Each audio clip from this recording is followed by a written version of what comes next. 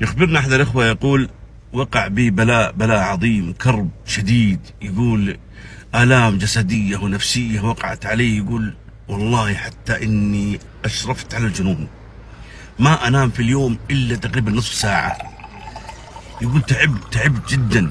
يقول: سبحان الله، فأخذت أقرأ سورة البقرة، هكذا هداني الله أن أقرأ سورة البقرة. يقول: صرت أقرأها كل يوم. يقول: ما ازداد الأمر علي إلا شدة وبلاء زيادة. يقول: فصرت أقرأها في اليوم مرتين. يقول: فازداد الأمر علي 3 مرات 4 مرات.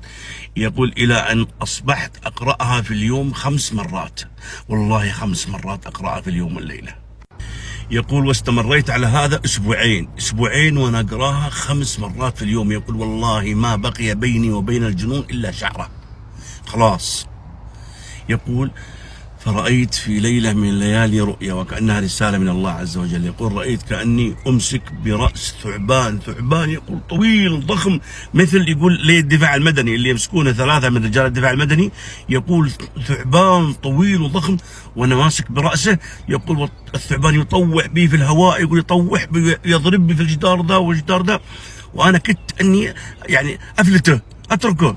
يقول: فسمعت هاتف من خلفي يقول: لا تتركه، وضع رأسه في الأرض. يقول: وضعت رأسه في الأرض، سبحان الله. يقول: فأخذ يقذف السم من فمه. يقول: يصب السم كأنه بزبوز، يدج سم. يقول: وأنا ماسكه إلى أن جاء شوي في يدي من السم. يقول: خفت على نفسي، بغيت أتركه، قال لي: لا تتركه. يقول: فجاءني الصوت يقول: لا تتركه، ولكن امسكه، ما تضرك السم ده ان شاء الله ما يضرك. جاء شوي على يدي. يقول: فظليت ماسكه شوي، يقول الى ان افرغ كل ما في جوفي من سم. يقول: وسبحان الله هدأ ونخ ثم مات. يقول: واستيقظت وإذا بي في حال غير الحال الأولى، تغير الحال والحمد لله. يقول: والله إني أعيش في أطيب عيشة الحمد لله.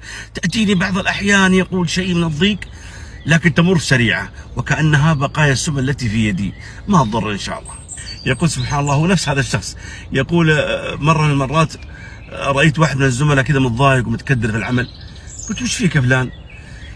قال: يا أخي زوجتي لها 5 مرات الآن تحمل، وفي الشهر الخامس تسلب ويطيح الجنين، ما عرفنا وش الحل ولا عرفنا وش السبب. يقول: فأوصيته بقراءة سورة البقرة، قلت خلها تقرأها كل يوم. الآن هي حامل تقريبا الشهر الثالث أو الرابع. قلت خلها تقرأها كل يوم إلى أن تلد. يقول: سبحان الله، وكان الرجل يعني مثل ما يقول وضع يده على قلبه، إذا جاء الشهر الخامس وتعدى السادس السابع إلى أن وضعت سبحان الله بسلام.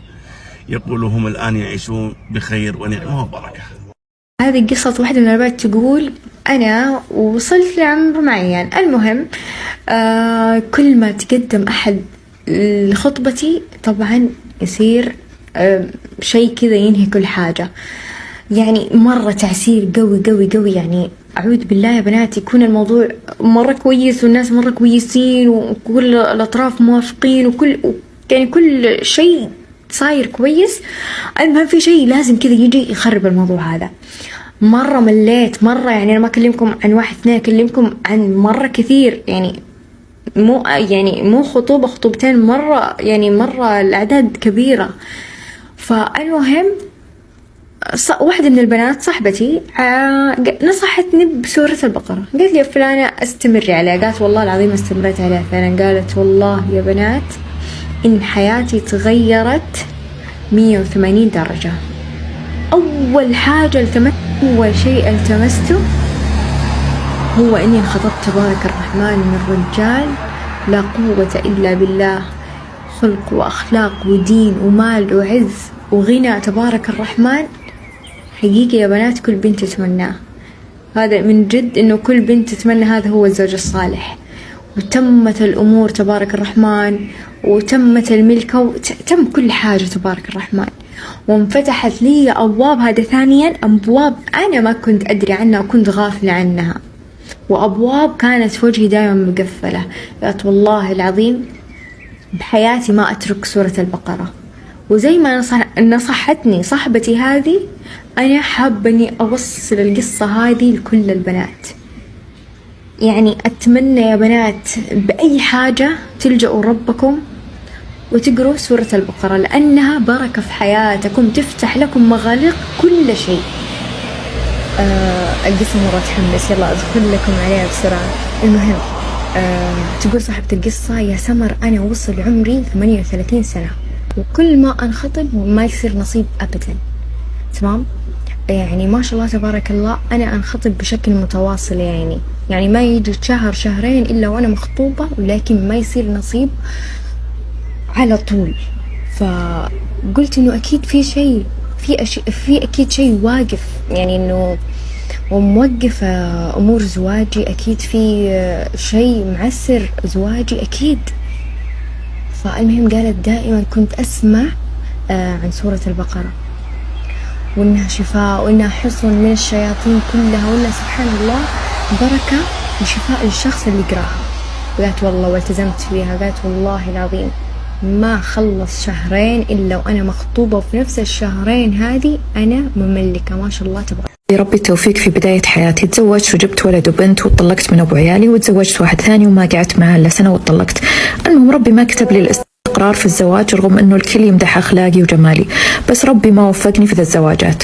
وقتها كان عمري 26 وقررت بعدها ما أتزوج. اتوظفت وانشغلت مع دوام وأهلي وأطفالي وصديقاتي روحات وجيات. طبعا ما كنت أبدا إنسانة ملتزمة أو محافظة، كنت بين وبين. أهم شيء الصلاة أصليها مرة متأخر ومرات نايمة وأسحب، وإذا صحيت أجمعها، ولا أقرأ الأذكار ولا شيء. عايشة حياتي وفلتها. وطول الفترة ذيك كل ما جاني عريس أرفض بدون سبب ولا أفكر في المواصفات ولا شيء. جاتني صدمة وكرهت الرجال كل أبوهم. المهم يوم من الأيام جتني واحدة من صحباتي تكلمني عن صاحب زوجها وتمدح فيه إنه يبغاني يتقدم لي وهي من كثر ما تجيب اسمي قدام زوجها وتمدح زوجها كان يوصل لي صاحبه، وتحمس ذاك قال يبغى يتقدم وتكلم معه. وتكلمت معي صاحبتي. يوم تكلمتني وقتها كنت مرة متضايقة وعندي مشاكل في الشغل وفي بيت أهلي، يعني كنت منضغطة نفسيا. وبعد إقناع ومديح قلت لها أوكي خل أجرب ذي المرة وربي يكتب اللي فيه الخير. المهم جاء الرجال شوفه واتفقنا وتزوجنا بسرعة. صار كل شيء وفجأة وأنا متزوجة بس يا هيون والله أحلى زوج وأحلى حياة وأحلى أيام عشتها معاه. كنت أقول الحمد لله أن ربي ما وفقني مع اللي قبل، كان فعلا العوض الجميل من الله. رجال بمعنى الكلمة، حنون طيب أخلاق محافظ وسيم غيور، في كل الصفات اللي تتمناها البنت، وعمره قريب من عمري أكبر مني ب3 سنوات. عشت معاه أجمل حياة، 6 شهور من السعادة والدلع. هيون ما كنت أتخيل أنه في رجل كذا فعلا، كنت أتخيل أغلبهم مخزين على قولتك، سفرات وروحات وجيات ودلع، وكان الكل يتكلم علي يلي ربي عوض هذا الرجال من وين نازل لها من السماء. لا وهي معاها عيال بعد. وتخيلي كل الكلام اللي يوصلني سكنني في بيت ما كنت أحلم. كنا متفقين بعد الزواج بنأثث، اخترت الأثاث على ذوقي، اخترت غرفة النوم، الكنبة، الصالة، الدولاب، الثلاجة. المهم حملت وكانت الدنيا مو سايعتني. كنت فرحانة مرة أجيب منه طفل، وشهرين وسقطت. من بعدها بدأت المعاناة. تخيلي بعد الإجهاض جلست عند أهلي أسبوعين، ما كانوا مخليني أهلي حتى حبه بشكل مو طبيعي، إنسان طيب طيبة مو طبيعية. تخيلي أهلي صاروا في صفه دايم أكثر من ما هم في صفي، تعلقوا فيه واعتبروه ولدهم. المهم رجعت بيتي. اليوم اللي رجعت فيه بيتي جلسنا وسولفنا ونمنا، وراح زوجي الدوام وأنا نايمة في البيت الحالي. جاني اختناق وأنا نايمة. تخيلي شعور غريب والله لا يذوق عدو ولا ظالم. أحس كأنها رقبتي مربوطة بحبل ومشدودة بقوة. صحيت ما قدرت أتنفس وأحس بحبل في رقبتي وأحس بيغمى علي وأصيح. قلت أنا شكلي بموت، شكل الموت جاني فجأة. وشوي شوي كذا يخف ذا الإحساس، وأروح أتصل على زوجي تعال بسرعة وأنا شكلي بموت وجاني طيران. هالشعور جاني زي النوبات، كل دقيقتين 3 يرجع. أحس أنه بيغمى علي وأني مو قادرة أتنفس وأن كأنها حشرات تمشي في راسي وجسمي. شعور رهيب مرة. وياخذني ويطير فيني زوجي المستشفى، سووا لي أنواع التحاليل الشاملة ويطلع كل شيء سليم. وما صدق، أقول لا ودني مستشفى ثاني، واخذني على مستشفى ثاني واستشاريين وتحاليل وكل شيء سليم. انهارت. انا قلت شكله مرض خبيث فيني الله يكفيني الشر. المهم الى 3 استشاري قال يا بنتي روحي الشيخ. انا هنا انصعقت الصدمة. كيف شيخ وانا ما عمري رحت الشيخ ولا اهلي؟ كنت اخاف من شيء اسمه شيء ورقية وزيوت بس من قوة إحساس الاختناق اللي فيني قلت وربي لو قال اشربي سم لا أشربه. تشجعت وقنعني زوجي ورحنا للشيخ، ولما حكى زوجي وش أحس قال إن فيك حسد وعين قوية، وأعطاني زيوت وبخور وعلاجات الشيوخ. رجعت البيت منهارة متحطمة يائسة، كرهت بيتي اللي كنت طايرة فيه وكرهت حياتي وكرهت الدنيا كلها. قلت بروح لأهلي وأروح أجلس عند أهلي 4 شهور، خلاص مو فارق عندي زوجي صار بس وربي يهيون. وقف معاي وقفة رجال ما شاء الله، كل يوم يجيني هناك يوديني عند الشيخ ومتحملني، متحمل فصلاتي صياحي نفسيتي واني ما ابغى ارجع البيت، اتحملني اكثر من اهلي والله. وتخيل وقتها حتى هو دخل حال الله اعلم فيها، خسر كل فلوسه، حطها في مشاريع وفتح محلات وخسر، وراتبه يدوب عليه قروض والتزامات، كان فوق راتبه وفوق طاقته، يعني هو كان مضغوط وياسيني. المهم يوم كنت منسدحة ودمعتي على خدي واسمعك، هذا البارت الحلو، واسمعك تتكلمين عن فضل سورة البقرة، وأدخل اليوتيوب وأشوف شيوخ تتكلم عنها وناس تشافت بسببها.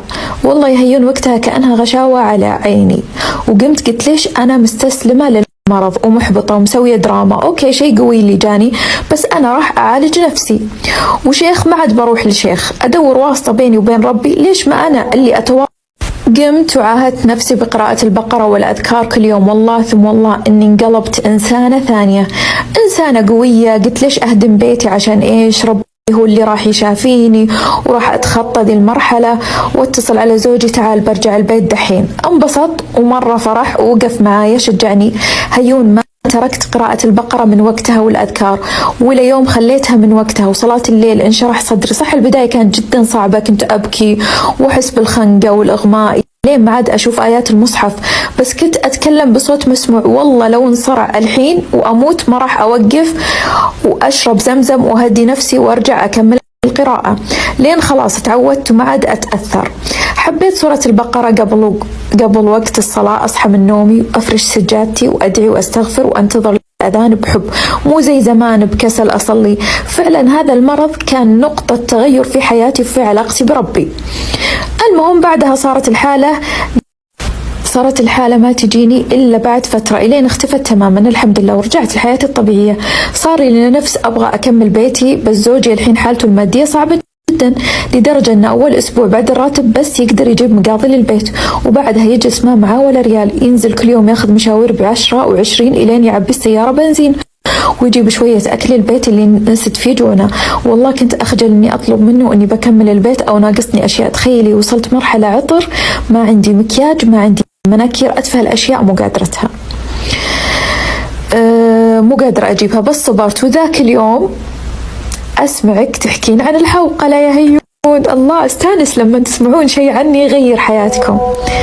الله يسعدك ويكتب أجرك. من وقتها ما نزلت من لساني الحوقلة، وأنا جالسة وأنا أشتغل وأنا ماشية وأنا بنام أقولها إلين أنام. والله يا هيون فعلا تيسرت حياتي وشفت العجب العجاب.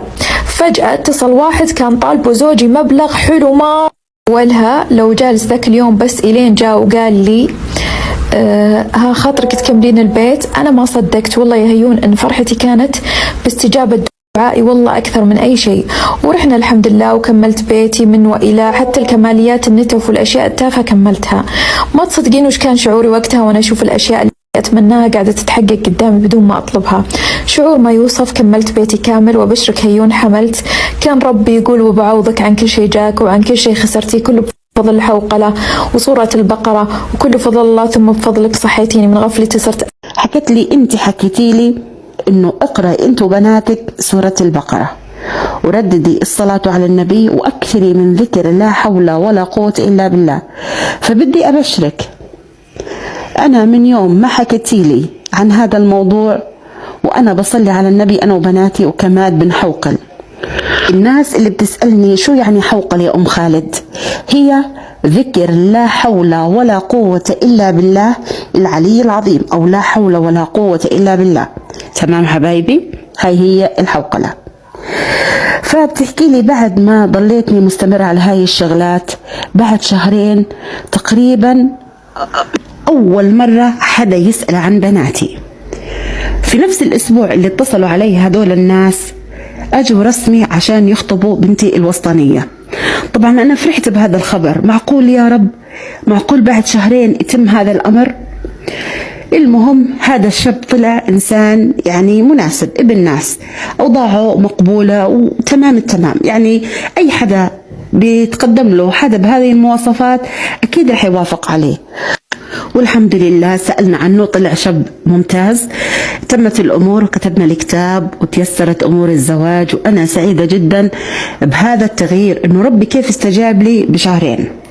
المهم بعدها بعد ما كتبنا الكتاب أجوا ناس تانيين يسألوا عن بنتي الكبيرة، وبعدها بفترة يعني كان بين كل خطبة وخطبة ما في 10 أيام. وسبحان الله كيف ربي فتح باب النصيب في وجه بناتي. فهي هي تجربتي مع ذكر لا حول ولا قوة إلا بالله والصلاة على النبي وقراءة سورة البقرة والحوقلة. فبحكي للناس اللي عندها مشاكل، اللي عندها ظروف صعبة وبترددوا على هدول الناس، بحكي لهم اكتفوا بالحوقلة. لا حول ولا قوة إلا بالله بتغنيك عن سؤال الناس، تغنيك عن الطلب من الناس، بتلين القلوب والعقول، بتيسر لك الأسباب، بتسخر لك العباد، وأشياء يعني يعجز اللسان عن وصفها. هذا ببركة لا حول ولا قوة إلا بالله. فكيف لو زدنا عليها الصلاة على النبي بالصيغة العادية، اللهم صل على محمد وعلى آله وأصحابه أجمعين، أو الصلاة الإبراهيمية كمان الناس اللي تسألني عنها، هي التشهد الأخير من الصلاة، اللهم صل على محمد وعلى آل محمد كما صليت على إبراهيم وعلى آل إبراهيم، وبارك على محمد وعلى آل محمد كما باركت على إبراهيم وعلى آل إبراهيم في العالمين إنك حميد مجيد.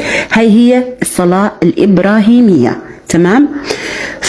وأيضا لو ضفنا الدعاء كمان، والله يا جماعة راح تشوفوا معجزات بحياتكم عمركم ما تخيلتوها، شغلات ما بتخطر على البال، أمنيات في بالكم قديمة راح تلاحظوا إنها بدأت تتحقق حتى لو ما دعيتوا. والله يا جماعة ربي أعلم بما في القلوب، أعلم بالأشياء اللي ببالكم، الأشياء اللي بتتمنوها، فما تبخلوا على أنفسكم. الدعاء ثم الدعاء ثم اليقين بالله سبحانه وتعالى، راح تشوفوا معجزات بإذن الله. قصة لأصحاب سورة البقرة، ويا ما شاء الله عليكم كلكم من رواة سورة البقرة. اسمعوا القصة الجميلة لبنت عمرها 32 سنة وتأخر زواجها مثل ما هي توصف شلون تزوجت وشلون سورة البقرة غيرت حياتها. يعني من أجمل القصص اللي راح تسمعونها عن سورة البقرة. اسمعوا. تقول أنا عمري 32 سنة، واللي بهالعمر بتفهم شو يعني تأخير زواج، شو يعني كل ما يجي نصيب يروح، وشو يعني تسمعي كلمة لسه ما اجى نصيبك. كنت أبتسم قدام الناس، بس بيني وبين نفسي كنت أتقطع. كل ما يتقدم شاب يصير شي غريب، فجأة يختفي أو تصير مشاكل بدون سبب واضح. صرت أحس في شي مو طبيعي بحياتي، تعب نفسي، خوف، قلق، ونظرة المستقبل كلها سواد. حتى نظرتي يعني المستقبل كلها سواد. ليلة من الليالي بعد ما بكيت كثير مسكت الجوال وفتحت القرآن. ما كنت مخططة، بس عيوني وقعت على سورة البقرة. وقتها حسيت إحساس غريب، كأنها تناديني، يعني كأن سورة البقرة تناديني. قلت بيني وبين نفسي ليش ما أبدأ أقرأها كل يوم بنية الزواج وبنية أنه ربي يفرجها علي. البداية ثاني يوم صحيت، يعني بدايتها مع سورة البقرة، ثاني يوم صحيت توضيت وصليت ركعتين وقلت يا رب أقرأ سورة البقرة كل يوم وأنت أصلح حياتي. أول يوم كان طويل جدا، حسيت إنها ما تخلص. ثاني يوم تعبت أكثر. ثالث يوم فكرت أوقف، بس قلت 4 شهور بس أجرب. يعني هي بينها وبين نفسها قالت إنه أجرب، مع إنه هذا الكلام لا يقال. المهم وصرت أقرأها يوميا، أحيانا مرة، أحيانا مرتين، وأحيانا 3 مرات لما أحس بضيق. حتى بأيام الدورة ما قطعتها، كنت أقرأ من الجوال. بعد ما أخلص أنفث بمي وأشرب. كنت أحس براحة لما أنفث بمي وأشرب. أول أسبوعين الكوابيس، بأول أسبوعين صار شي خوفني. صرت أحلم كوابيس كل يوم، أصحى مفزوعة. أحيانا أحس كأن في شي ضغط على صدري، قلبي يدق بسرعة. خفت، قلت يمكن لازم أوقف، بس شي بداخلي كان يقول لي كم سنة وانتي تعبانة، ما تقدري تصبري 2 أسبوعين وكملت. كنت أقرأ وأنا أبكي أحيانا، وأقرأ وأنا خايفة، بس ما قطعتها. وبعد أسبوعين اختفت الكوابيس فجأة، كأن شيء انشال من فوقي. التغيير الحقيقي، التغيير ما كان فجأة خطوبة ولا عرس، التغيير كان فيني أنا. صرت أهدى، صرت ما أخاف مثل قبل، صرت لما أسمع كلام يضايقني ما يهزني. حسيت بقوة داخلية غريبة، حسيت أنه في حماية حواليني. أهلي قالوا لي فيك شيء متغير، وجهك مرتاح، وأنا فعلا كنت مرتاحة. وبعد 3 شهور من مداومتي على سورة البقرة، بعد تقريبا 3 شهور تقدم إلي شاب. بصراحة ما تحمست كثير بالبداية، تعودت ما أرفع سقف توقعاتي بسبب خيبات أملي السابقة، بس هالمرة كان مختلف، كلامه واضح، أسلوبه محترم، واستخرت وحسيت براحة عجيبة. مو فرحة هستيريا، لا، راحة وطمأنينة. وكان دايم يقول لي أكثر شي شدني فيكي هدوءك، وأنا داخلي أبتسم. لو يشوفني قبل سورة البقرة ما كان شاف هذا الهدوء. الأهم من الزواج اللي اكتشفته أن سورة البقرة ما جابت إلي نصيب بس، غيرتني أنا، أبعدت عني ناس ما كانوا زينين إلي نهائيا، وانكشفت نوايا ناس كثير، وأمور كانت معقدة صارت تمشي بسلاسة. وصرت أحس أنه بيتي فيه بركة، جو البيت تغير، قلبي من جو تغير. حتى لو ما صار الزواج أنا كنت خلاص وصلت لمرحلة الرضا والرضا التام، بس الحمد لله الأمور تمت بخير. اليوم مستحيل يمر بدون ما أقرأها، لو يوم ما قرأتها أحس في شيء ناقص، صارت جزء من يومي، جزء من روحي، مو عشان طلب معين، بس عشان الراحة اللي تجيبها سورة البقرة.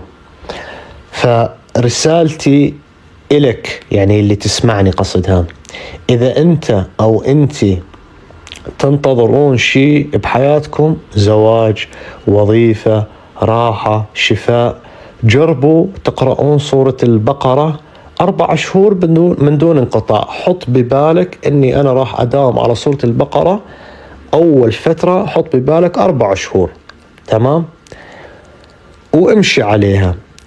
أنت لما تمشي على 4 شهور هاي مع التغييرات اللي راح تصيبك، الهدوء، الطمأنينة، السعادة، تيسير الأمور، ربي يسخر لك الدنيا كلها، يبعد عنك كل إنسان سيء ويقرب منك كل إنسان جيد، ويوضح لك الأمور، وتصيبك ثقة بنفسك. بعدين راح يتغير تفكيرك، تقول مو 4 شهور، راح تظل معاي طول عمري. المهم تقول هي بعد ما تجرب، مو شرط تشوف نتيجة من أول أسبوع، ومو شرط الطريق يكون سهل، بس الثبات هو السر. يعني المداومة والمحافظة على سورة البقرة يوميا هو السر. تقول أنا كنت خايفة من بكرة، واليوم حتى لو تأخر كل شيء ما عاد أخاف، لأني عرفت الطريق للطمأنينة. والحمد لله من قلب، أنا بعد 32 سنة وتعطيل وتأخير وكسر خاطر، يعني سبحان الله، ربي جبرني بجبره الجبار بعد ما جعل إلي سبب سورة البقرة وداومت عليها. تم زواجي من هذا الإنسان والشاب الصالح اللي أنا سبحان الله ما كنت متوقعة أنه يكون بهذا الجمال الخلقي. يعني اسمعوا، بهذا الجمال الخلقي، بهاي المحبة، طلع إنسان ما شاء الله تبارك الله يمتلك من الحب والعاطفة والثناء والرجولة. وأكثر ما عجبني فيه غيرته علي، إنسان غيور ولكن عقلاني، إنسان منفتح، إنسان متحدث، متكلم، أنيق، ما شاء الله تبارك الله، أنيق حتى بكلماته مو بس بلباسه، هي يعني على وصفها. فسبحان الله، صدق المثل اللي قال كل تأخيرة وفيها خيرة. ففعلا أنا صح أتأخر زواجي، ولكن ربي عوضني بإنسان طيب وصالح وتقي ورجل وغيور وكريم، في الصفات الحميدة كلها. لو إني متزوجة قبل مشان إنه أنا زواجي يعني إنه أنا أتزوج بعمر 22 أو 25، إنه هذا بزواج مبكر، فعرفت إنه حكمة رب العالمين سبحان الله ما يعلمها إلا هو. لأنه في مقولة هي تقول أنا سمعتها: الزواج المتأخر الصحيح السليم مع الإنسان والشريك الطيب أفضل من الزواج المبكر، علشان والله أنت صغيرة وبكرة تكبرين وتعنسين من هذا الكلام. فهاي المقولة هي تقول أنا قرأتها على الفيس، فعرفت معناها لما عشت واقعها. شوف الوصف، تقول عرفت معناها لما عشت واقعها، وقلت الحمد لله أنه ربي أخرني عن الزواج لهذا العمر حتى يكون نصيبي مع هذا الإنسان الطيب اللي هو أكبر منها ب4 سنوات فقط. هو 36 وهي 32 سنة. فكان جبري من الله كبير وعظيم، والحمد لله أنا أعيش حاليا عيشة طيبة وهنية. ما أقول لكم أنا وياه عايشين أغنياء وأثرياء لا، هو مستور وموظف ويكدح وأنا بالمثل، وأمورنا طيبة، لا محتاجين حدا ولا محتاجين، ربنا كافينا. وأنا اليوم باقي ومداومة على سورة البقرة من يوم تزوجت لهذا اليوم، وأنا ما تركت سورة البقرة، لأني أنا شفت الخير قبل الزواج، وشفت أن سورة البقرة جابت لي أفضل نصيب، فقلت أنا لازم أظل عليها لأمرين: الأمر الأول مشان ما أجحد النعمة، والأمر الثاني أنه أنا يعني مو أخذت مصلحتي بمعنى من رب العالمين ومشيت، لا بالعكس ظليت مواظبة عليها. والأمر الثالث لأني شفت بركتها قبل الزواج وعند الزواج مشان تظل البركة بعد الزواج، وهذا ما حصل لي أنا بأشهر الأولى حاليا بعد الزواج. وأنا يوم عن يوم كأني قام أعيش قصة حب مع هذا الإنسان، يعني كل يوم هو عبارة مثل المسلسلات اللي هي مثل ما توصف، مثل المسلسلات اللي تشوفونها، كل يوم قام أعيش أنا قصة حب. وإن شاء الله يا رب يعني نظل على هذا الحال، وإن شاء الله ربي يرزقني بالذرية الصالحة، وإن شاء الله تكون إلي قصص قادمة. وأنا أضفت من جديد الاستغفار، ما شاء الله عليها، أضفت من جديد الاستغفار، فصار عندي الاستغفار وصار عندي سورة البقرة. ونصيحة يا أخواتي يا أخواني، كل من راح يسمع قصتي داوموا على سورة البقرة، مثل ما أخبر النبي عليه الصلاة والسلام: أخذها بركة وتركها حسرة، ولا يستطيعها البطلة أي السحرة. وما راح يعرف قيمة هاي النصيحة وهذا الكلام إلا الناس اللي فعلا قرأت سورة البقرة. وجزاكم الله خير. هاي يعني قصة أختكم ما شاء الله تبارك الله، الله يبارك لها بما أعطاها ويثبتها ويزيدها. أنا بالنسبة لي راح يعني أتكلم يعني بكلام يخص سورة البقرة. كلنا من أنا كرشوان وكل من يسمعني وأغلبنا اللي إحنا كنا متعثرين ومتأخرين ومتعطلين، أول ما بلشنا بداياتنا وأنا يعني أولكم بدأت بسورة البقرة وحافظت عليها، حافظت عليها لسنوات طويلة، علشان يعني ما أحب إني أذكر هذا الشيء مشان ما يكون رياء، لكن إن شاء الله يكون تحفيز. والله الذي لا إله إلا هو غيرت مجرى حياتي. سورة البقرة كانت المفتاح للختم وللقيام وللصيام وللذكر، كثرة الذكر. يعني أنا بعد سورة البقرة كنت مداوم على الحوقلة بالآلاف، بعدين الصلاة على النبي بالآلاف عليه الصلاة والسلام، بعدين الاستغفار، بعدين تاج الذكر، بعدين القيام. سبحان الله، سورة البقرة تغيرك من جو ومن برا ومن المظهر ومن الجوهر، وفعلا تفتح لك الآفاق وراحة وطمأنينة وسعادة.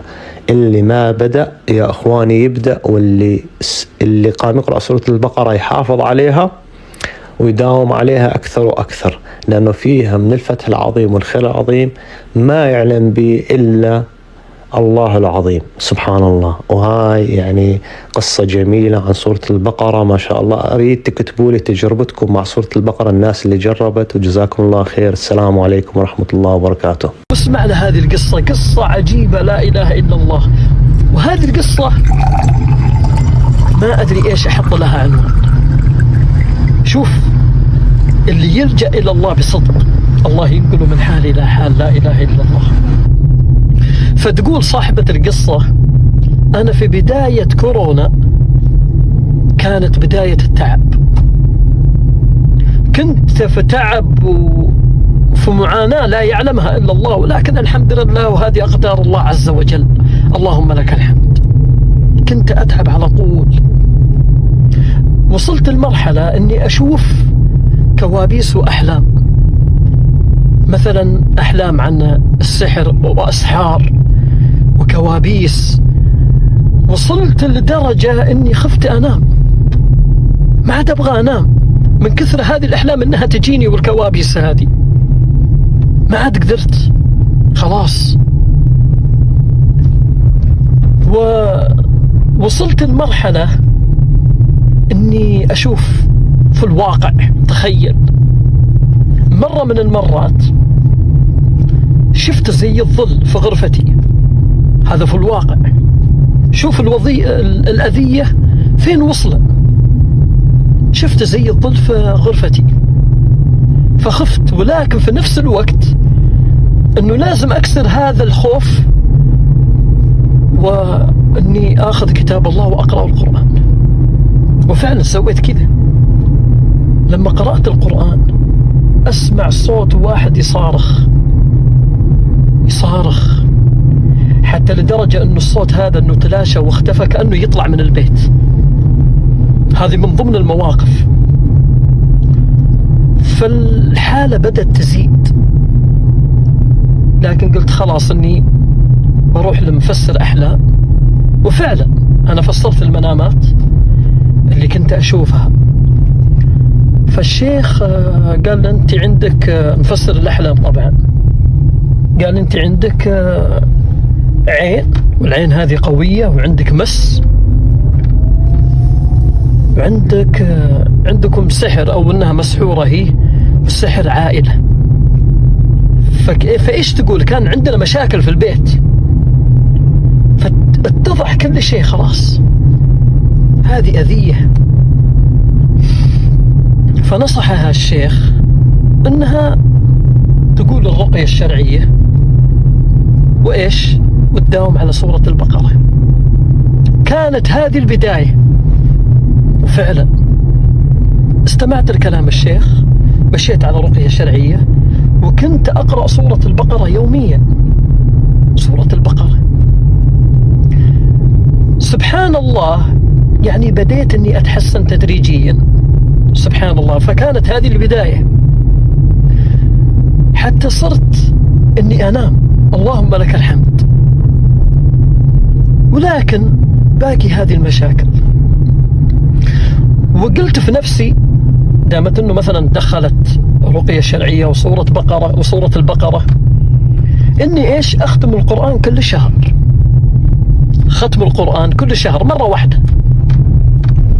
ففعلا سويت هذه الطريقة أني أختم القرآن كل شهر، ومشيت على كذا. ولكن أني سحبت على الرقية، ما عاد أقول الرقية، ولكن إيش سورة البقرة ما زلت أني أقرأها. فسبحان الله، قبل رمضان، ما هو هذا، يمكن رمضان تقصد العام اللي فات، الله أعلم، قلت خلاص ليش ما أختم ختمتين. شوف التدرج كيف. فصارت تختم القرآن مرتين، أتوقع في الشهرية مرتين. وفعلا مشيت على كذا. وبعد الختمتين هذه شافت برنامج، أتوقع أنه تقصد رقية يعني. شفت برنامج قراءة سورة الفاتحة وسورة الفلق وسورة طه. أخذت هذا البرنامج وطبقته على نفسي، أني أقرأ سورة الفاتحة وأقرأ سورة الفلق وسورة طه، ومشيت علىها. بعد هذا البرنامج، وما زلت أنا أيضا على الختمة، يعني جاني يعني شيء غريب، أنه صار نبض عندي في جسمي، نبض كامل في جسمي، وهذا النبض أنه يتنقل. تخيل، يتنقل هذا النبض في جسمي، وجاني ألم في صدري لا يعلم إلا الله، ألم شديد. لما رحت المستشفى وسويت تحاليل أنه ما في حاجة، وكنت أدعي الله عز وجل، وكان هذا الدعاء في لساني: اللهم انصرني نصر عزيز مقتدر، اللهم انصرني يا الله. فكانت إيش؟ كانت لما قال لها الشيخ أنه أسحار قديمة وعين فيك قوية ومس السحر في العائلة، أنه تبين أنه هذا الشيء خلاص. فما زلت إيش؟ شوف اللي يستمر لا إله إلا الله. فصرت إيش؟ لا، أنه ما زلت على الختمة، وما زلت إني على هذا البرنامج. فكنت ماشية على هذه الختمة، أتوقع أنها تختم مرتين في الشهر، ختمتين. وكذلك ماشية على هذا البرنامج اللي هي قراءة سورة الفاتحة، وأيضا قراءة سورة الفلق، وقراءة سورة طه. أنا مشيت على هذا البرنامج. فسبحان الله، في يوم من الأيام نمت وإني أرى رؤيا. فمضمون هذه الرؤيا، هي ما قالت لي يعني بالرؤيا، لكن في الرؤيا أنها رأت إيش؟ دعاء يونس عليه السلام: لا إله إلا أنت سبحانك إني كنت من الظالمين. فسبحان الله، صرت إني أقول هذا الدعاء باستمرار على طول، بدي أقوله: لا إله إلا أنت سبحانك إني كنت من الظالمين. فسبحان الله، بعدها صرت إني أشوف منامات كلها مبشرة، لا إله إلا الله. شوف سبحان الله وقدرة الله عز وجل. ولكن باقي التعب والمشاكل باقي، لكن أنا إيش؟ إني ضاغطة على نفسي ومستمرة أبدا، ما تقاعست أبدا. فحتى في واحدة من الأخوات الله يجزاها خير إنها نصحنها إنها تكثف من قراءتها للقرآن، تكثف فيها. فعهد عهد على نفسي إني أختم القرآن كل أسبوع، كل أسبوع. شوف التدرج كيف، إنها كانت تختم القرآن ختمة في كل شهر، بعدين ختمتين، بعدين إنها عاهد نفسها إيش؟ إنها تختم القرآن كل أسبوع. وفعلا سوت هذا الشيء. سبحان الله، بعد ما سوت كذا شاف إنها صارت تشوف منامات كلها انتصارات. يعني مثلا إنها تضرب الأذى، أتوقع اللي في داخلها، يعني إنها تضربه، أو إنها تفك أسحار هي بنفسها في المنام، تفك أسحار تبطلها. تقول كل ختمة أشوف يعني في المنام إني أفك السحر أو إني أضرب أذى زي كذا. فسبحان الله، صر يعني تحسنت بشكل كبير، لا إله إلا الله. ولكن ما زالت هذه المشاكل والتعب، لكني إيش؟ ضاغط على نفسي ولجأت إلى الله، لا إله إلا الله. ولدرجة أني لما اعتمرت دعيت الله عز وجل أنه يسخر لي شيخ راقي، وفعلا سبحان الله، يعني لما حتى الراقي هذا نصحها بإيش؟ أنها تتحجم حجامة، أنها يعني تطلع الحسد، أو أنها من الحجامة. هذه الحجامة لها فوائد عظيمة، لا إله إلا الله، تقول زي كذا يعني. فنصحها بالحجامة. فسبحان الله، لما كانت هي تروح عند الشيخ ويدعي مثلا في الأسحار، يعني السحر مأكول أو مشروب، أنها كانت تتعب بشكل كبير، كانت تتعب، ولكن كانت تضغط على نفسها وتستمر.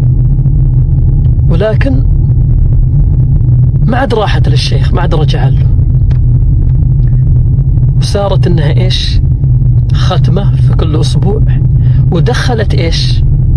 دخلت الاستغفار والحوقلة والصلاة الإبراهيمية وقيام الليل بسورة البقرة. شوف، لا إله إلا الله، لا إله إلا الله.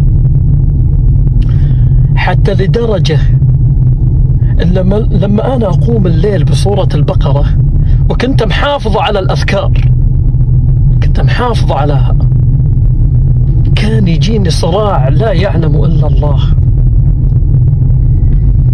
إنه اللي في داخلي إنه كان يبغى يمنعني أو زي كذا، يبغى يسكتها، لكن هي تقاوم وتتجاهل هذا الشيء. لا، أنا أبغى أتعالج، تستمر. حتى لدرجة جاء ألم فظيع في بطني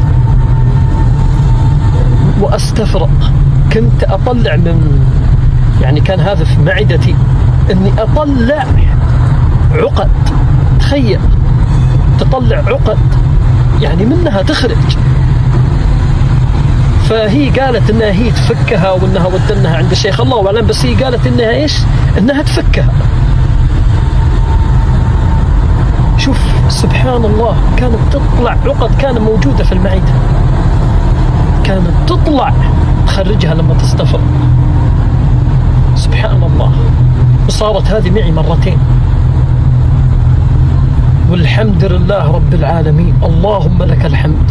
شفت، رغم الصعوبات والسنوات اللي مرت علىها والتعب، لكن شوف بفضل الله عز وجل هذه البنت حافظة لكتاب الله كامل. لا إله إلا الله، سبحان الله، لا إله إلا الله. شوف، تقول أنا الآن حافظة لكتاب الله كاملا، وسبحان الله. فقالت في نهاية كلامها أنها انصح متابعيك أنهم يستمرون على الختمة، أنهم يختمون القرآن. يعني بمعنى كلامها إيش؟ أن الواحد يداوم على كتاب الله. شوف سبحان الله. ونسيت ما أقول لكم، كانت تقول تاج الذكر أيضا مرة، يعني 100. حتى قالت نصيحة اللي عنده مرض روحي أنه تقولوا 100 في الصباح و100 في المساء فقط. اللي عنده مرض أنه تقولوا في 100 في الصباح و100 في المساء. أنا كان جدولي كذا، 100 في الصباح و100 في المساء. شوف الله نقل حالها من حال إلى حال، حافظة لكتاب الله، وتقول أموري سبحان الله، أموري لا إله إلا الله، عال العال، والله شافاني. شوف لجوءها لله بصدق، لا إله إلا الله، لا إله إلا الله. سبحان الله، سبحان الله. والله عز وجل ما يترك أحد، سبحان الله. فرسالتي من هذا المكان أنك تلجأ إلى الله، حتى لو واجهت صعوبات ومن تعب، الجأ لله، الله يخرجك من هذه الكماشة. الله عز وجل قدرته عظيمة جدا، لا إله إلا الله. فلا تيأس أبدا، لا تيأس. السلام عليكم. أنا حاليا وبفضل الله الحمد لله ما بنزل بحاول إني ما بنزل عن 60,000 استغفار في اليوم. كيف بستغفر اليوم كله؟ بعد الفجر بقرأ سورة البقرة مرة واحدة، بعدها بعمل شغل البيت، بعمل الفطار، يعني عندي بنوتة عمرها 4 سنين، بوصلها على المدرسة وأنا بأخذ المسبحة وبستغفر. برجع من المدرسة وبستغفر، بروح مشي ساعة بستغفر، برجع للبيت وأنا بستغفر بالمسبحة. بعض الأحيان بوصل ل14 15 حتى 20. لما أوصل للبيت بدي أعمل شغل البيت، بترك المسبحة وبستغفر بفمي، يعني ما بسكت. لما أسكت والله إني بلوم نفسي، ليش ساكتة، ليش ما بستغفر بسيد الاستغفار، أو بستغفر الله العظيم الذي لا إله إلا هو الحي القيوم وأتوب إليه. هذا بدون مسبحة. بالمسبحة بس استغفر الله استغفر الله استغفر الله بس. بفضلك بسم الله توكلت على الله. طبعا هذول سنتين من 2024 و 2025 كانوا من أسوأ سنين حياتي، بالمشاكل والأمراض والضياع. قبل 9 شهور كنت عم أتخبط، بدي حل وابحث وبتفرج على الفيديوهات وإلى ذلك. طلع لي مرة الأخ إبراهيم الحربي بيتكلم عن الرقية تبعه، وأخذتها وطبقت الرقية قبل 9 شهور. ظليتني مع الرقية بس ما في تغير للأسف، بس ظليت متحكمة فيها لأني شفت كثير ناس بيطبقوا الرقية اللي تعالج من السرطان واللي تعالج من بعض الأمراض الأخرى.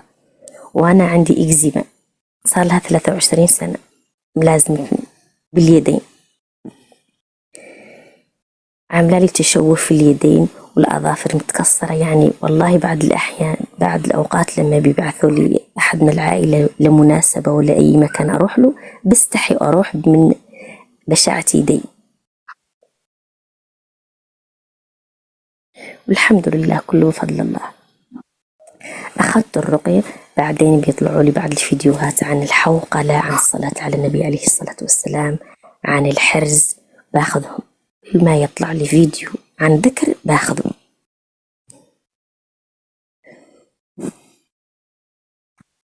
نسيت، آسفة. في هذا العام 2024 دخلت طاقة للأسف.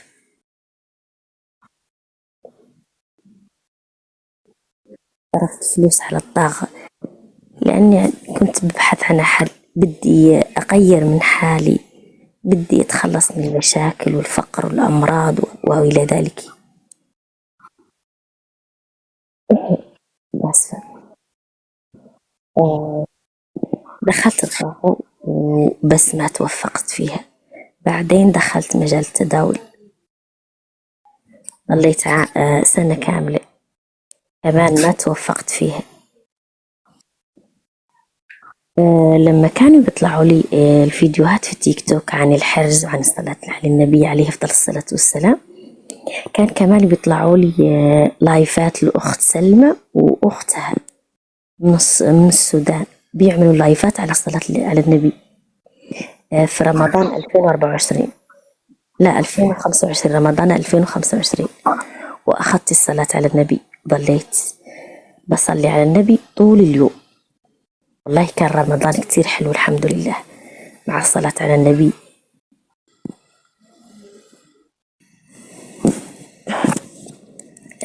بعدها ضليت على الصلاة على النبي، وبعدين أخذت الحرز، وبعدين الحوقلة، وبعدين ذكر لا إله إلا أنت سبحانك إني كنت من الظالمين. كنت بعمل بالصلاة على النبي 1500 في اليوم.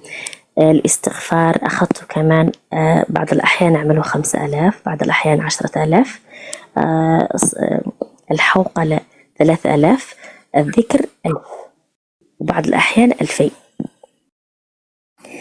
الإكزيما طلعت زاد، يعني أكثر، صارت أكثر، طلعت على جسمي لبرا. والمشاكل يا والله مش عارفة كيف راح أشرح لك. المشاكل كثير. الحمد لله. وقبل قبل 3 شهور طلع لي فيديو للعم محمد حجازي، الله يجزيه عنك الخير.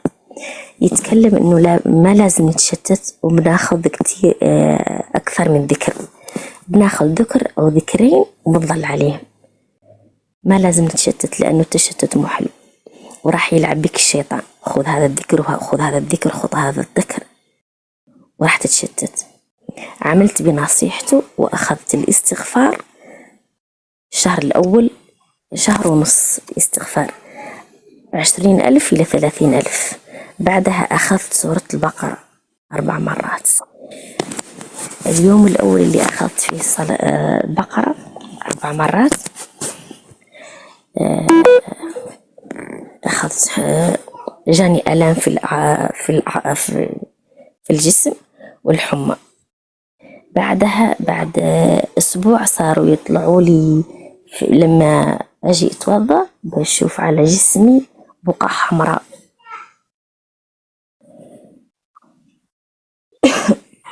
بيقولوا إنها هجوم الشياطين. يعني شفت في الفيديو عند العم محمد حجازي يعني واحدة تحكي قصتها وإنها طلعوا عليها نفس العلامات. صرت أستغفر أكثر من 30، بوصل إلى 60 70، مرة وصلت إلى 80 ومرة وصلت ل 100 باليوم مع سورة البقرة 4 مرات. كان بيجيني ألم في الركب ويجيني ألم في اليدين ألم شديد ويجيني ألم في الوجه في الجزر الأيمن وبعدها بيتحول للجزء الأيسر. ألم كثير شديدة لما ما أقرأ سورة البقرة. أيضا وأنا بقرأ سورة البقرة في الأنف كيفاش نقولها، يعني بصير بتنفس ببطء، ما أقدر أتنفس، بقرأ من فمي وبتنفس من فمي، بتنفس بصعوبة كثير. الحمد لله كله بفضل الله، لك الحمد والشكر والمنة. من علي الحمد لله بالاستغفار وسورة البقرة، والحمد لله بعدها حسيت براحة وطمأنينة ما شاء الله. والله ما بعرف كيف راح أوصفها لك. هي الراحة رقم المشاكل والأمراض اللي كنت بعاني منها، بس عندي راحة وطمأنينة لا توصف ما شاء الله. بعدها تخلصت والحمد لله من الإكزيما. والله يا أخي رشوان لما بتشوف إيدي قبل وبعد ما راح تصدق. أنا كمان عم بطلع بإيدي وبضوافري ما شاء الله تبارك الرحمن. الحمد لله كله بفضل الله، لك الحمد والشكر والمنة ربي. الحمد لله كله بفضل الله، الحمد لله. أي والله نسيت له لأني كثير فرحانة من هاي الأكزيما. صار لها 23 سنة وأنا ملازمتني، كانت محطة لي عقدة نفسية كثير بتوجع من إيدي وبالحك مع الإكزيما. يلي بيعرف الإكزيما راح يعرف الألم اللي كنت بحس به. رزقني الله أيضا $6000 من حيث يورو، 6000 يورو من حيث لا أحتسب. صار لها 6 شهور أظن أو 7 شهور، بس ما كنت أعرف إنها من الاستغفار لأني كنت مشوشة مع الاستغفار ومع الحرز والحوقلة، عم تنقل من ذكر لذكر. لهيك بنصحكم ما بتتنقلوا من ذكر لذكر، خذوا ذكر أو ذكرين وخلوكم عليهم.